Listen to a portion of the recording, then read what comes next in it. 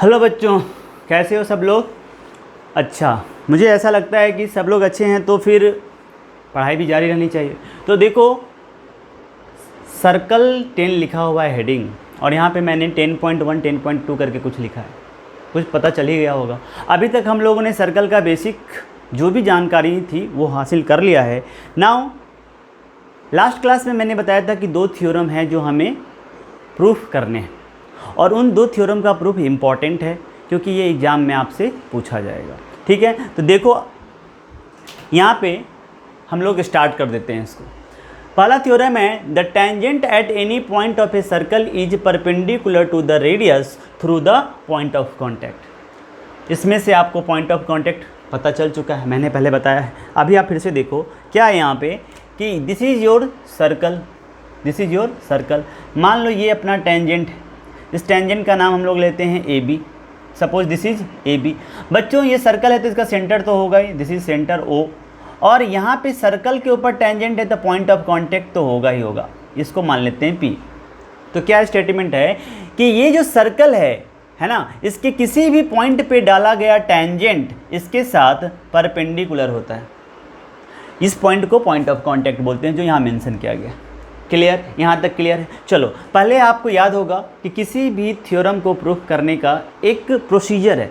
सबसे पहले गिवन लिखते हैं, देन क्या प्रूफ करना है, टू प्रूफ, देन कंस्ट्रक्शन अगर कुछ करना है, फिर आखिरकार प्रूफ की तरफ जाते हैं। तो यहाँ पे उसी प्रोसीजर को फॉलो करते हैं। सबसे पहले गिवन लिखो। व्हाट इज गिवन है?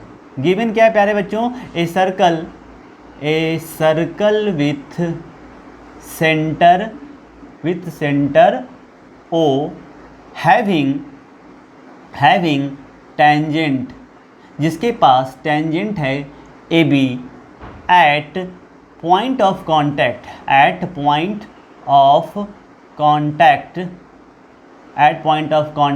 P। क्या क्लियर है यहाँ पे? क्या क्लियर है? पहली बात जो लिखी हुई थी मैंने लिख दिया। देन हमें प्रूफ क्या करना है? टू प्रूव अगर देखोगे तो हमें प्रूफ करना है कि ये OP इस AB के ऊपर परपेंडिकुलर है। OP is perpendicular to AB। ये बातें हमने जो इसमें दी गई थी, जितना हमें समझ में आया हमने अपने लैंग्वेज में लिख दिया। आप अपने लैंग्वेज में लिख सकते हो। डन। अब इस बात को प्रूफ कैसे किया जाए, ये तो लिख दिया मैंने यहाँ तक, बट प्रूफ कैसे करेंगे? तो यहाँ पे देखो बच्चों, कंस्ट्रक्शन करना पड़ेगा। कंस्ट्रक्शन में मैं क्या कर रहा हूँ, देखो इस टेंजेंट को देखो और इस सर्कल को देखो। टेंजेंट का डिफिनीशन के हिसाब से सर्कल और टेंजेंट के बीच में एक ही पॉइंट कॉमन होता है या नहीं? एक ही पॉइंट, जो कि P ऑलरेडी है। इसके अलावा मैं कोई पॉइंट Q ले लेता हूँ यहाँ पे, ठीक है, और इसको ज्वाइन कर देता हूँ। इस दौरान ये इसको R पे कट करता है। मैं इसको लिखता हूँ क्या? टेक, है ना, एनी पॉइंट, जैसे लिखो, take a point Q other than P on tangent AB। Tangent AB पे आप P को छोड़ के कोई एक पॉइंट ले लो एंड ज्वाइन OQ, और फिर क्या करो, OQ को ज्वाइन कर दो। Let OQ intersect the circle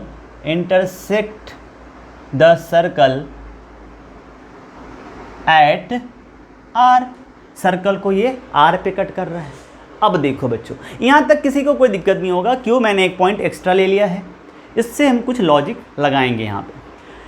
आप इधर भी ले सकते हो, कोई दिक्कत नहीं। देखो यहाँ पे समझो, यहाँ पे क्या होगा, अब थोड़ा गौर करने की बात है। ये जो OR है यहाँ पे, ये रेडियस है, ये OP जो है वो भी रेडियस है। अच्छा देखो, OR का डिस्टेंस यहाँ से यहाँ तक है, और अगर सेंटर की बात करो यहाँ से OQ, तो आपको क्या लग रहा है, OQ बड़ा है या OR बड़ा है? OQ बड़ा है। OQ देखो ना, OQ क्या है? OQ बड़ा है। तो देखो क्या मैं लिख रहा हूँ, प्रूफ देखो यहाँ पे, प्रूफ को समझो। Here Q lies on tangent AB, Q tangent A B के ऊपर है और मुझे पता है कि ये टेंजेंट पे जो पॉइंट क्यू है ये हमेशा सर्कल के बाहर ही होगा, क्योंकि टेंजेंट कभी सर्कल के अंदर तो जाता नहीं है, एक पॉइंट ही कांटेक्ट में होता है, वो ऑलरेडी पी है। तो जो बचा हुआ पॉइंट है वो पक्का है सर्कल के बाहर ही होगा। इसका मतलब क्या होगा, therefore Q must lies outside the circle. अरे आप एग्री करते हो क्या? देखो इसका प्रूफ भी थोड़ा सा ना थियोरेटिकल टाइप का है, तो थोड़ा सा आपको करना पड़ेगा। इस तरह से बोर हो रहे होगे मानते हैं, बट करना पड़ेगा। Q must lies outside the circle, ये ऐसा प्रूफ है कि थोड़ा बच्चे मतलब बोलते हैं कि सर क्या इसमें सिर्फ लिख रहे हो, कुछ स्टेटमेंट मतलब ऐसा नहीं आ रहा मैथमेटिकल स्टेटमेंट, लेकिन कोई बात नहीं। देखो Q must lies outside the circle, ये बात क्लियर है। सर्कल और टेंजेंट के बीच में एक पॉइंट कॉमन, इसके अलावा जो भी पॉइंट टेंजेंट पे होगा सर्कल से बाहर, और सर्कल से बाहर है तो ऑब्वियस सी बात है, मैंने लिख दिया क्यू मस्ट लाइज। मैंने एक क्यू पॉइंट लिया टेंजेंट पे और इसको देखने के बाद मैंने लिखा कि क्यू सर्कल के बाहर है। बोलो सर इससे क्या पता चल रहा है? तो जो सर्कल के बाहर कोई पॉइंट होगा, सपोज यहाँ पे एफ ले लो और इसको ज्वाइन करो, और ये मान लो अपना रेडियस है, ये वाला जो पार्ट है ऑब्वियस सी बात है इस पूरे से क्या होगा, छोटा होगा। अगर मान लो यहाँ पे मैं लिखता हूँ जी, तो क्या नहीं लगेगा कि ओ जी जो है वो ओ एफ से क्या है, छोटा है, ओ एफ बड़ा है। बाहर से कोई पॉइंट अगर सेंटर को ज्वाइन करने के बाद लाइन सेगमेंट बनेगा, वो लाइन सेगमेंट रेडियस से हमेशा बड़ा होगा। तो क्या मैं लिख सकता हूँ, देयरफॉर यहाँ पे कौन सी पॉइंट की बात करें, इसको मैंने ऐसे समझाने के लिए लिखा, इसको हटा दो, ठीक है, इसको ऐसे समझने के लिए था, हाँ, कि कोई भी पॉइंट देख सकते। तो इससे क्या पता चलता है, जो ओ आर है दैट इज रेडियस, वो लेस होगा किससे, ओ क्यू से, ओ क्यू से। आप यूक्लिड्स एक्सियोम से भी लिख सकते हो क्या, ए पार्ट इज है ना less than, a part is less than whole, a part is less than whole. O Q का ही पार्ट है ओ आर। तो ओ आर अभी मैं देखो इस मार्कर को, ये वाला ग्रीन पार्ट ऑब्वियस सी बात है इस पूरे पार्ट से क्या होगा, छोटा होगा। तो इस पूरे लाइन में ओ आर बीच में आता था, तो ओ आर क्या हो जाएगा, ओ क्यू से छोटा हो जाएगा। मैंने लिख दिया ऑल्सो यहाँ पे ऑब्जर्व करो, क्या ओ आर रेडियस है तो क्या ओ पी भी रेडियस है क्या? तो मैं क्या लिख सकता हूँ, ऑल्सो, इसको इक्वेशन 1 मान लो, O R equal to O P है ना, रेडियाई, रेडियस का प्लूरल फॉर्म है रेडियाई ऑफ सेम सर्कल का रेडियस है, तो उसको प्लूरल फॉर्म में रेडियाई बोलते हैं। तो इसको इक्वेशन नंबर 2 मान लेते हैं। बच्चों इक्वेशन 1 और 2 को ऑब्जर्व करो, क्या ओ आर की जगह पे ओ पी लिख सकते हो क्या? अरे लिख सकते हो क्या, ओ आर और ओ पी आपस में इक्वल है क्योंकि रेडियस है, तो जहां ओ आर है वहां पे हम लोग ओ पी लिख सकते हैं। तो क्या लिख सकते हैं, फ्रॉम 1 and 2 क्या हो जाएगा, O R is less than O Q, O R is less than O Q. ये जो सॉरी ओ आर की जगह पे ओ पी होगा ना, ओ पी, ओ आर को ही तो रिप्लेस करना था, ओ पी, ठीक है कोई बात नहीं, O P is less than O Q. ये ओ पी इस ओ क्यू से क्या है, छोटा है। बच्चों एक और पॉइंट ऑब्जर्व करो, यहाँ पे मैंने तो सिर्फ एक पॉइंट क्यों लिया था। अगर आप मान लो एक पॉइंट यहाँ ले लेते Q1, एक पॉइंट यहाँ ले लेते Q2, एक पॉइंट यहाँ ले लो Q3, एक पॉइंट यहाँ ले लो Q4, what ever the point, बहुत सारे पॉइंट ले सकते हैं, मैंने 4 ले लिए, इधर इधर कहीं भी, और इसको अगर मान लो सेंटर से ज्वाइन करते, आपको नहीं लगता है अगर ये सारा लाइन सेगमेंट को ऑब्जर्व करो, इस लाइन सेगमेंट को ऑब्जर्व करो, ये 90 डिग्री है, यहाँ पे जो राइट एंगल बनेगा उसका हाइपोटेनस ये बनेगा, फिर ये हाइपोटेनस बनेगा, इसी तरह से इधर से 90 डिग्री है तो ये हाइपोटेनस बनेगा, फिर ये, मतलब इधर वाला जो भी लाइन सेगमेंट है वो हर बार इस OP से बड़ा ही होगा कि नहीं होगा। इससे क्या पता चलता है, OP हमेशा छोटा होगा। इधर कोई भी पॉइंट ले लो या इधर कोई भी पॉइंट ले लो, उसको लाइन सेंटर O से ज्वाइन करो, जो लाइन सेगमेंट बनेगा उससे OP हर बार छोटा ही होगा। देख सकते हो ये लाइन, ये लाइन, ये लाइन, ये लाइन, जब भी P के साथ मिला दो एक ट्रायंगल बनेगा, तो जितना ग्रीन लाइन मैंने बनाया सब के सब हाइपोटेनस बनेंगे, और ट्रायंगल का साइड जो होता है हाइपोटेनस वो सबसे बड़ा होता है। तो इसका मतलब क्या है कि OP हर बार क्या होगा, छोटा होगा। तो यहाँ से हम क्या इस बात को देखते हुए लिख सकते हैं क्या, इससे हम लिख सकते हैं क्या, देयरफॉर हम लोग लिख सकते हैं, हेंस है ना, देयरफॉर यहाँ लिख सकते हैं OP is shorter than any line segment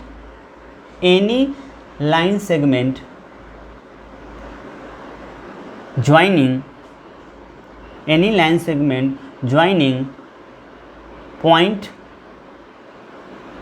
है ना, ओ एंड, है ना, OP is the shorter than any line segment joining point O and any point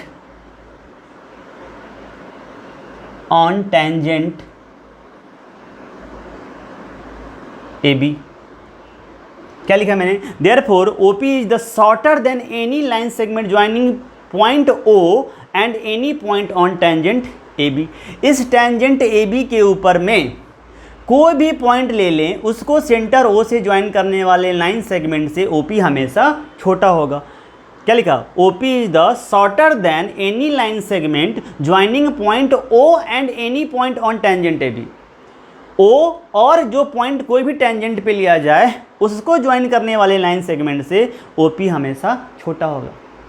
तो क्या लिख सकते हैं? देयरफॉर OP इज द, है ना, shortest, OP is the shortest distance, ऐसे भी लिख सकते हैं। OP is the shortest distance between point O and line AB। क्या एग्री करते हो? अगर ये मैंने बताया कि जितना भी कंपेयर करके कि ये हमेशा छोटा ही है, इसका मतलब क्या है? सबसे शॉर्टेस्ट यही होगा, सब शॉर्टेस्ट यही होगा। और तुमको बचपन में सिखाया होगा कि एक लाइन और एक पॉइंट के बीच में, एक लाइन और एक पॉइंट के बीच में जो शॉर्टेस्ट डिस्टेंस होता है बच्चों, वो डिस्टेंस हमेशा परपेंडिकुलर डिस्टेंस होता है। ये याद रखना, ये याद रखना होगा। और ये आप लिखोगे यहाँ पे, इसके बाद यहाँ से आप यहाँ से लिखोगे क्या, कि यहाँ लिखोगे बट, है ना, the shortest distance, but the shortest distance between A point and a line is perpendicular distance. वो डिस्टेंस हमेशा परपेंडिकुलर ही हो सकता है। But the shortest distance between A point and A line is perpendicular distance. और मैंने बता दिया कि जो हमारा OP है वो शॉर्टेस्ट डिस्टेंस है, और एक शॉर्टेस्ट डिस्टेंस हमेशा पॉइंट और लाइन के बीच में परपेंडिकुलर डिस्टेंस होता है। तो क्या हम बोल सकते हैं कि therefore OP is perpendicular to AB। अरे बोल सकते हैं क्या? OP हमारा सबसे शॉर्टेस्ट डिस्टेंस है, AB लाइन है, O पॉइंट है, तो उससे डाला हुआ जो परपेंडिकुलर होगा वो OP ही होगा, क्योंकि परपेंडिकुलर डिस्टेंस ही सबसे छोटा होता है। और आप बोल चुके हो OP शॉर्टेस्ट डिस्टेंस है, आप बोल चुके हो ना यहाँ पे कि OP शॉर्टेस्ट डिस्टेंस है, यहाँ से कंक्लूजन करके। तो OP जब शॉर्टेस्ट डिस्टेंस है और शॉर्टेस्ट डिस्टेंस हमेशा परपेंडिकुलर डिस्टेंस होता है, तो हम बोल सकते हैं कि OP is perpendicular to AB। अरे समझ गए क्या? तो इसमें क्या करना था? सबसे पहले जो क्वेश्चंस में स्टेटमेंट था मैंने उसको पिक्चराइज किया। थोड़ा यहाँ पे बताते वक्त, है ना, ये कम्प्लेक्स जैसा दिख रहा है, बट आप शुरू से समझ रहे होगे तो क्लियर होगा। मुझे ये चीज़ बताना था कि ये लाइन और यहाँ से आने वाला जो रेडियस है वो परपेंडिकुलर है। मैंने इस टेंजेंट के ऊपर एक पॉइंट लिया, वो पॉइंट सर्कल के बाहर था, तो सर्कल के बाहर का पॉइंट से अगर सर्कल के सेंटर को ज्वाइन करोगे तो जो लाइन बनेगा, ऑब्वियस सी बात है, ये जो लाइन बनेगा ये लाइन रेडियस से बड़ा ही होगा। तो वही चीज़ यहाँ लिखा है कि अगर ये पॉइंट डिस्टेंस OQ बन रहा था और रेडियस OR है, तो OR हमेशा OQ से छोटा होगा, और OR और OP रेडियस ही तो है, तो दोनों आपस में बड़ा होगा, मतलब बराबर होगा। फिर दोनों को कंपेयर करो तो OR का प्लेस OP ले लेगा और OP लेस देन OQ आया। तो इससे ये पता चल रहा है कि OP शॉर्टर तो है OQ से, लेकिन मैंने दाएं बाएं सब तरफ जाके देखा तो मुझे ये लगा कि ऐसा मैं कोई भी पॉइंट ले लूँगा, हर बार OP ही छोटा होगा। इससे ये पता चल रहा है कि OP शॉर्टेस्ट डिस्टेंस है। और जब शॉर्टेस्ट डिस्टेंस की बात आ गई तो फिर ये बात हुई कि किसी भी पॉइंट और लाइन के बीच में जो शॉर्टेस्ट डिस्टेंस होता है वो परपेंडिकुलर डिस्टेंस होता है। इसका मतलब OP हमारा क्या होगा? AB के ऊपर परपेंडिकुलर है। अरे समझ गए क्या? अरे बिल्कुल अच्छे तरीके से समझ गया क्या? फिर यहाँ से एक बार देखो, छापो, और फिर हम लोग 10.2 थ्योरम को कर लेते हैं। तो चलो छापो इसको।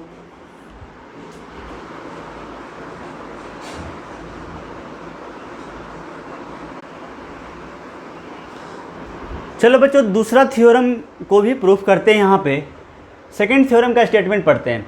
The length of tangent drawn from an external point to a circle are equal. क्या समझे यहाँ से? समझो, ये अपना सर्कल है, ये अपना सर्कल है। कौन सा सर्कल है भाई साहब, थोड़ा जल्दी से तो बनाओ। ये है हमारा सर्कल। इस सर्कल को अगर गौर से देखो तो इस सर्कल के यहाँ पे दिया है कि length of tangent drawn from an external point. मान लो यहाँ पे मैंने एक्सटर्नल पॉइंट ले लिया P, मैंने ले लिया एक्सटर्नल पॉइंट P, तो इससे डाला हुआ टेंजेंट और यहाँ से डाला हुआ टेंजेंट, मान लो ये पॉइंट P यहाँ दिखाते हैं, ये यहाँ पे है P। समझो इस बात को। इस पॉइंट को मान लेते हैं सपोज A एंड इस पॉइंट को मान लेते हैं B। बच्चों सर्कल है तो सेंटर तो होगा ही, सेंटर कितना है O। तो आपको क्या प्रूव करना है? सो देखो, इस सर्कल के ऊपर एक्सटर्नल पॉइंट P से डाला हुआ टेंजेंट दैट इज PA और जो हमारा PB है वो आपस में इक्वल होगा। सबसे पहले गिवन में लिखते हैं। गिवन में क्या लिखोगे? गिवन में क्या लिखोगे, जल्दी जल्दी बताओ। A circle with centre, a circle with centre O, a circle with centre O, है ना, having two tangents having two tangents PA and PB. A circle with center O having two tangents PA and PB where P is, है ना, where P lies, लिख सकते हो P lies outside the circle, outside the circle. जो भी आपका language है उसके हिसाब से ये बात आप लिख सकते हो। मैंने क्या लिखा? A circle with centre O having two tangents PA and PB where P lies outside the circle. मतलब P क्या है? P क्या है? एक्सटर्नल पॉइंट जो यहाँ पे दिया गया है। P हमारा क्या है? एक्सटर्नल। आप भी लिख सकते हो where P is external point, जो आपका लैंग्वेज लिखो। नाउ गिवन के बाद हमें टू प्रूव करना होगा। टू प्रूव क्या करना है बच्चों? देखो यहाँ पे टू प्रूव करना है कि ये PA और ये PB आपस में इक्वल है। PA इक्वल टू PB आपको प्रूव कर देना है। ठीक, ये तो क्वेश्चन का पार्ट हो गया जिसको हमने अच्छे से लिख दिया, given to prove. Now next step construction. अगर कोई कंस्ट्रक्शन करना है तो कंस्ट्रक्शन करते हैं। तो कंस्ट्रक्शन करते हैं भाई साहब, कंस्ट्रक्शन करते हैं। यहाँ पे कंस्ट्रक्शन में क्या करते हैं, ये जो O है ना उसको P से ज्वाइन कर देते हैं, O को A से ज्वाइन कर देते हैं और O को B से ज्वाइन कर देते हैं। मैंने क्या लिखा यहाँ पे, वो लिखो, join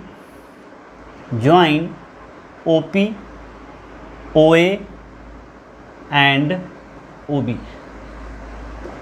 join OP OA and OB। बहुत सिंपल तरीके से लिखो, कंफ्यूज मत हो, है ना। लॉजिकल स्टेटमेंट में आपको ना क्लियर होना चाहिए। लैंग्वेज आप अपने मन से जितना चाहे अच्छे से लिख सकते हो, जो भी आपको सजाना है उसको और सजाओ और बड़े बड़े स्टेटमेंट लिखो, ये आपके ऊपर है। बस यही करना है, इसको यहाँ से ज्वाइन कर देना। नाउ प्रूफ स्टार्ट करते हैं। प्रूफ में क्या होगा वो देखना। देखो गौर से, अगर ये टेंजेंट है, अगर ये टेंजेंट है और इसी तरह से ये टेंजेंट है, तो क्या ये 90 डिग्री होगा?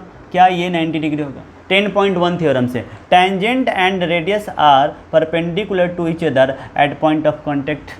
Tangent and radius are perpendicular to each other at point of contact. अरे क्लियर है क्या? तो अब देखो, मैं ये सर्कल ट्रायंगल और ये ट्रायंगल चूज करने वाला हूँ। लिखता हूँ यहाँ पे, इन ट्रायंगल OAP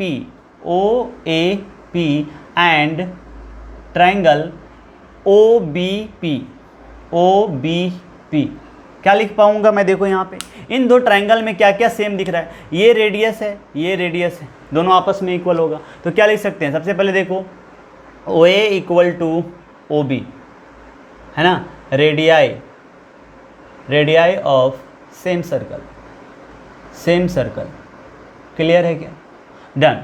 दूसरा, ये देखो OP को, उससे पहले एंगल A और एंगल B को भी देख सकते हो। ऐसे लिखो, angle OAP is equal to angle OBP each 90 degree. कहाँ से है? तो 10.1 थ्योरम से। चाहे तो ये भी मेंशन कर सकते हो या पूरा स्टेटमेंट लिख सकते हो। मैंने मेंशन कर दिया 10.1। अब क्या OP दोनों में कॉमन है क्या? OP is equal to OP, इसको आप लिखो कॉमन। तो क्या दिख रहा है? एक है राइट एंगल, कहाँ गया ये? This is hypotenuse, right angle के सामने हाइपोटेनस, राइट एंगल के सामने हाइपोटेनस। अरे क्लियर है क्या? ये राइट एंगल है तो इसके सामने वाला क्या होगा? हाइपोटेनस। ये राइट एंगल है तो सामने वाला क्या होगा? मैं इस ट्रायंगल की बात कर रहा हूँ, मैं इस ट्रायंगल की बात कर रहा हूँ, और एक ऊपर वाला व्हाइट कलर का है। तो इस ट्रायंगल में और इस ट्रायंगल में क्या ये लाइन आपको जो दिख रहा है, ये डॉटेड लाइन, ये वाला क्या नहीं दिख रहा है कि ये 90 के सामने भी है, 90 के सामने भी? तो 90 के सामने वाले को क्या बोलते हैं? अरे क्या बोलते हैं? हाइपोटेनस। तो ये हो गया हमारा हाइपोटेनस। कहाँ गया ये वाला हो गया आपका हाइपोटेनस, ये हो गया 90 डिग्री, और ये हो गया एक साइड। तो right angle hypotenuse side, right angle hypotenuse side दोनों में मैच कर रहा है। तो क्या लिखेंगे? Therefore triangle OAP is congruent to triangle OBP। किस क्राइटेरिया से? तो RHS क्राइटेरिया ऑफ कन्ग्रुएंसी लिख देना। नाउ इससे क्या होगा? इससे ये होगा कि ये वाला साइड और ये वाला साइड आपस में इक्वल हो जाएगा। तो देयरफॉर इसको बोलते हैं PB, इसको बोलते हैं PA। तो देयरफॉर क्या हो गया? PA equal to PB। ये कहाँ से आया? तो ये आया फ्रॉम CPCT, फ्रॉम CPCT। और आप इसमें फैमिलियर हो, congruent part of congruent triangle, है ना? Congruent part of congruent triangle, ये नहीं बोलना, करस्पॉन्डिंग बोल दोगे तो ज़्यादा अच्छा रहेगा। Corresponding part of congruent triangle, यहाँ से ये पार्ट और ये पार्ट एक दूसरे के करस्पॉन्ड कर रहे हैं, तो करस्पॉन्डिंग बोलना सही रहेगा। Corresponding part of congruent triangle कैसे हुआ? पहले RHS किया, RHS से ये दोनों आपस में कन्ग्रुएंट हो गए। तो करस्पॉन्डिंग पार्ट क्या है? ये दोनों साइड तो पहले से हम लोग ने ऑलरेडी इक्वल करके रखा ही, तो बचा हुआ इन दोनों का यही साइड होगा, तो ये दोनों आपस में रिलेशन में आ जाएंगे। तो from corresponding part of congruent triangle, जिसको हम शॉर्ट में CPCT बोलते हैं, ये दोनों आपस में इक्वल हो गया। और देखो यही हमें प्रूफ करना। अरे कितना आसान है। तो ये हमारा जो NCERT का तरीका है ना, वो ये है, दिस इज मेथड 1। और मेथड 2 मैंने आपको ऑलरेडी डिस्कशन के समय बता दिया था कि आप इसको ऐसे भी लिख सकते थे, in triangle OAP, in triangle OAP। दूसरा तरीका है ये मेथड 2, ऐसे भी कर सकते हो, गलत नहीं है। क्या लिख सकते हैं? From Pythagoras theorem, from Pythagoras theorem क्या लिख सकते हैं? OAP को देखो 90 डिग्री है, तो ये वाला क्या होगा? हाइपोटेनस। क्या लिखोगे? OP square equal to OA square और AP स्क्वायर। तो लिखो OA square plus PA square या AP स्क्वायर, जो भी है। This is equation 1 in triangle OBP। फिर इस पे आ जाओ OBP पे। क्लियर होगा आपको? याद आ गया होगा, पिछले क्लास में बताया था। क्या होगा? फिर से देखो, ये वाला जो OP है वो फिर से हाइपोटेनस बनेगा। तो OP स्क्वायर इक्वल टू इधर का OB स्क्वायर हो जाएगा, OB स्क्वायर आप प्लस इधर का BP या PB लिख सकते हो, PB स्क्वायर। इसको इक्वेशन नंबर 2 मान लो। देखो गौर से, इन दोनों इक्वेशन 1 और 2 को अगर देख रहे होगे तो पता चल रहा होगा दोनों का लेफ्ट इक्वल है। देखो, तो अगर दोनों का लेफ्ट इक्वल है तो दोनों का राइट भी इक्वल होगा यूक्लिड्स एक्सियोम के हिसाब से। Things which are equal to the same thing are equal to one another. अरे याद आ गया क्या? याद आ गया क्या? तो क्या लिखोगे यहाँ से? फ्रॉम 1 and 2 वी गेट क्या हो जाएगा बच्चों? OA square plus PA square equal to OB square plus PB square. क्या क्लियर है क्या? अरे क्या क्लियर है यहाँ पे? और आप देख सकते हो ये जो OA स्क्वायर यहाँ पे लिखा है ये, और ये जो OB स्क्वायर है, देखो OA यहाँ पे है, रेडियस है, OB यहाँ पे है, रेडियस है, मतलब दोनों का वैल्यू सेम ही होगा। जब दोनों रेडियस, ये तुम्हें कंफ्यूज कर रहा है कि मैं OA हूँ मैं OB हूँ, अरे दोनों तो रेडियस ही है। तो क्या आप इसको कैंसिल कर सकते हो क्या? अरे कैंसिल कर सकते हो क्या? तो हो गया ना कैंसिल। इससे क्या आ गया? PA square equal to PB square आ चुका है प्यारे बच्चों। और इसी के साथ हम लोग स्क्वायर और स्क्वायर को अपने घर भेज देंगे। ये अपने घर गया तो हमारे पास क्या छोड़ के गया? PA equal to PB। क्या आ चुका है? क्या आ चुका है क्या? तो या तो ऐसे करो या ऐसे करो, या तो ऐसे करो या ऐसे करो, दोनों कर सकते हैं। अरे कर सकते हो कि नहीं? बिल्कुल कर सकते हैं सर। तो इसी के साथ हमारा दूसरा थ्योरम भी कंप्लीट हो गया, जो कि बहुत ही आसान थ्योरम है। और बोर्ड पॉइंट के हिसाब से, बोर्ड एग्जाम पॉइंट के हिसाब से मैं बोल रहा हूँ, ये बहुत ही इंपॉर्टेंट भी है। दोनों थ्योरम, दो ही थ्योरम है, तब सोच सकते हो कितना इंपॉर्टेंट होगा। कभी वो पूछ लेगा, कभी ये पूछ लेगा। तो आप इसको प्रैक्टिस करना बहुत ही आसान है, या तो ऐसे करो, एनसीईआरटी में ऐसे दिया है, आप ऐसे भी कर सकते हो, ये गलत नहीं है। और पहला थ्योरम थोड़ा सा थ्योरेटिकल है, 3-4 बार लिखना, स्टेटमेंट बार बार लिखोगे तो अपना लैंग्वेज भी बनाने आ जाएगा, फिर आप उसके हिसाब से लिखना। तो बच्चों ये 10.1 10.2 यहीं पे होता है ख़त्म, और हम लोग जंप करेंगे किसके तरफ, एक्सरसाइज की तरफ। तो पहले आप इसको प्रैक्टिस करके अच्छे से तैयार हो जाओ और फिर हम लोग एक्सरसाइज शुरू करते हैं। तो मिलते हैं छोटे से ब्रेक के बाद एक्सरसाइज में। Bye bye.